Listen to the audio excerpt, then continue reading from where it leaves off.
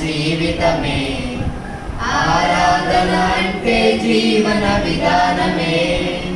అసలైన క్రిస్మస్ మన జీవితమే. ఆరాధన అంటే జీవన విధానమే. క్రిస్మస్ అంటే క్రీస్తు కోసం బ్రతకడమే. ఇంత బయట క్రీస్తును ప్రతిబింబించడమే. క్రిస్మస్ అంటే క్రీస్తులా జీవించడమే. ఏదేమైనా దేవుని చిత్తం చేయడమే.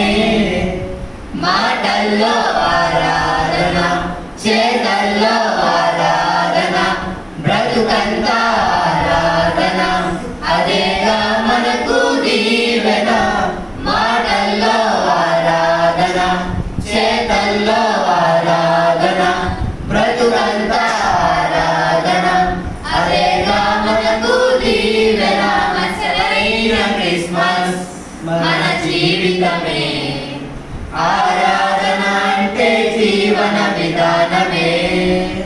క్రిస్మస్ తారను చూడు, వెదజల్లే వెలుగులు చూడు. జ్ఞానులకే మార్గము చూపిన దేవుని జ్ఞానం చూడు. క్రిస్మస్ తారను చూడు, వెదజల్లే వెలుగులు చూడు. జ్ఞానులకే మార్గము చూపిన దేవుని జ్ఞానం చూడు.